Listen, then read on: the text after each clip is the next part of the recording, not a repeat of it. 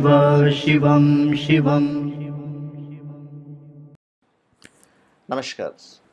आप सबका हमारे चैनल श्रीमद् होम रेमेडीज़ पर स्वागत है। इस वीडियो में हम आपको बताने चाह रहे हैं कि हम अपने अंतिम क्षणों का स्वागत कैसे करें, मतलब हम अपनी मृत्यु का स्वागत कैसे करें। मृत्यु जो एक अटल सत्य है, कभी भी हो सकती है, तो मतलब हम कभी भी तैयार रहें स्वागत करने के लिए। तो स्वागत कैसे करना चाहिए, और ये बताने से पहले मैं आपको बताना चाहूँगा कि omja.com हमारा साइट है, जहाँ पे आप कोई भी स्पिरिचुअल प्रोडक्ट ले सकते हैं और जेन्युइन ऑथेंटिक लैब सर्टिफाइड और अभिमंत्रित भी यदि आप चाहेंगे तो चलिए हम बताते हैं आपको। देखिए, डेथ, मृत्यु एक बहुत ही नकारात्मक शब्द बन गया है। लोग समझते हैं कि मृत्यु खराब है, भयंकर चीज़ है, और आप जिस चीज़ को भयानक या खराब समझते हैं उसे आप गले तो नहीं लगा सकते हैं, है कि नहीं।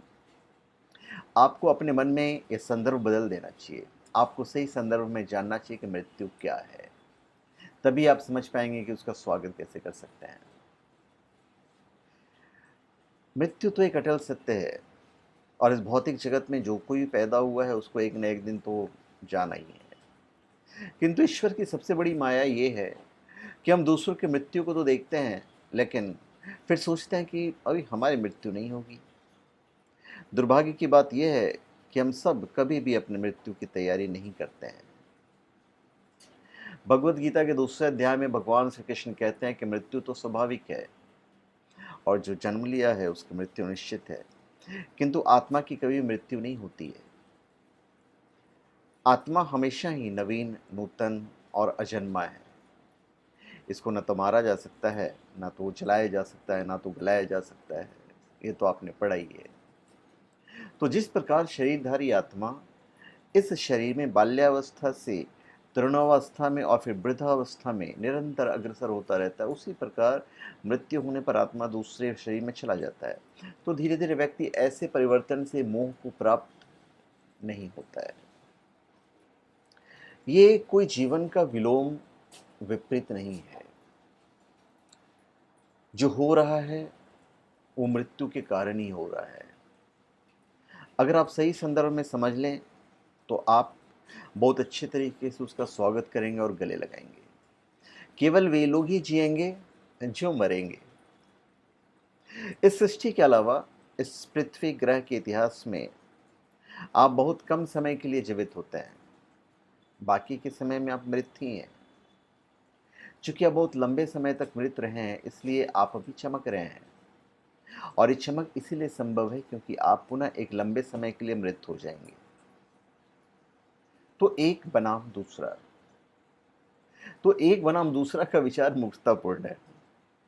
मूल रूप से जीवन के सभी स्तरों पर, चाहे वो पुरुष हो या स्त्री हो, जीवन और मृत्यु हो, अंधकार एवं प्रकाश हो या ध्वनि तथा मौन हो, एक के बिना दूसरा संभव नहीं है। वे एक दूसरे के पूरक हैं, विपरीत नहीं है। आप अभी थोड़े समय के लिए जीवित हैं और आप बस इस थोड़े से समय को ही गले लगाना चाहते हैं, बाकी के समय को नहीं। ये इस तरह से काम नहीं करता, क्योंकि सब एक ही हैं। ये वो मृत्यु है जो जीवित है। महत्वपूर्ण बात यह है कि आप यहाँ ऐसे रहे हैं कि आप जीवन और मृत्यु दोनों का अनुभव एक ही समय में कर पा रहे हैं। भगवान श्री कृष्ण कहते हैं कि जिस प्रकार मनुष्य पुराने वस्त्रों को त्याग कर नए वस्त्र धारण करता है, उसी प्रकार आत्मा पुराने तथा व्यर्थ के शरीर को त्याग कर भौतिक शरीर धारण करता है। तो भगवान श्री कृष्ण ने गीता में कहा ही है, और भगवत गीता हमें ये सीख देती है कि कैसे हम अपनी मृत्यु का स्वागत करें। भगवान श्री कृष्ण ने अर्जुन को गीता के उपदेशों से यही ज्ञान दिया है कि कैसे हम मृत्यु के लिए अपने को तैयार करें, ताकि हम जन्म मृत्यु के चक्कर से मुक्त होकर सदा के लिए अपने शाश्वत घर अर्थात भगवत धाम को जा सकें और फिर कभी वापस न आए।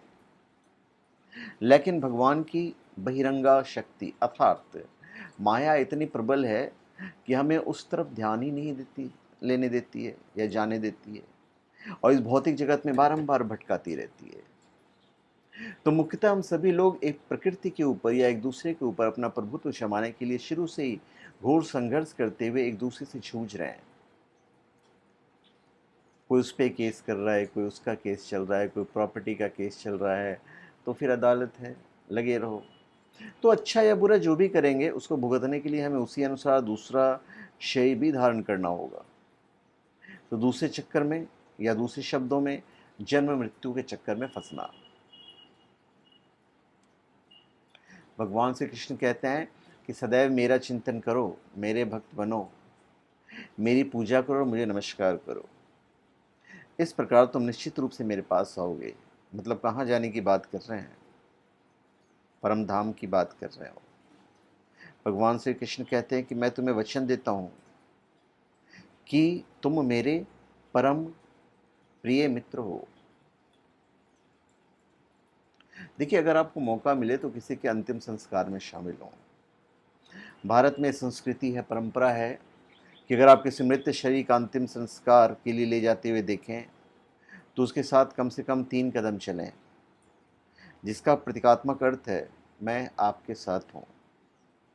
यह मृत व्यक्ति के सम्मान के लिए है और उन लोगों के साथ होने के लिए जो उस मृत व्यक्ति के निकट के हैं और जीवित हैं।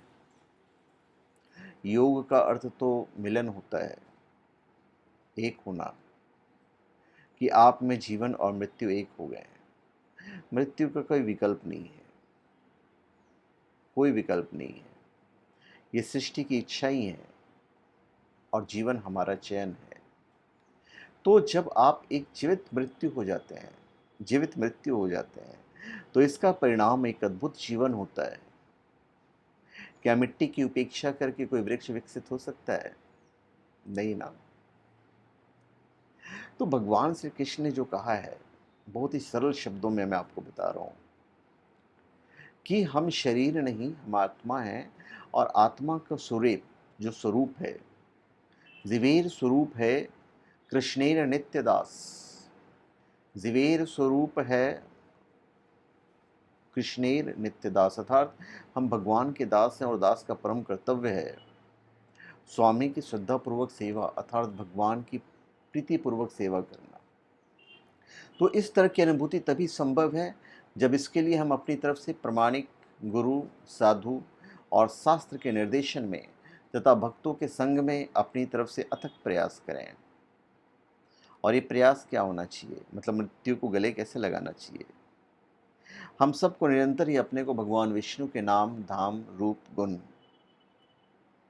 तथा लीलाओं की महिमा का श्रवण, कीर्तन और स्मरण करने में लग जाना चाहिए। इसी तरह से हमें स्वागत करना है। इस कलयुग में तो परम विजयते श्री कृष्ण संकीर्तनम, अर्थात यह संकीर्तन आंदोलन भगवान श्री हरि के नाम का जप मानवता के लिए परम वरदान है। इसलिए हम सबको सदा ही भगवान के नाम का जप करके वास्तविक खुशी प्राप्त करनी चाहिए। तो भगवान का नाम का जप कीजिए और खुश रहिए, और इसी तरह से हम उसका स्वागत कर सकते हैं। तो सिर्फ जागरूकता पूर्वक मृत्यु को गले लगाने से आपके जीवित होने का ढंग अतुल्य और अनमोल होगा और आपके जीवन को भव्य अस्तित्व बनाएगा। इसलिए नहीं कि आप क्या करते हैं, क्या काम करते हैं, बल्कि इसलिए कि आपके रहने का तरीका अद्भुत है। जिस तरीके से आप अपने आप में रहते हैं वह ही भव्य हो सकता है। तो धन्यवाद, आप सबका हमारे चैनल पे स्वागत है। आप हमारे चैनल पे सब्सक्राइब करें और अपने कमेंट दीजिए। धन्यवाद।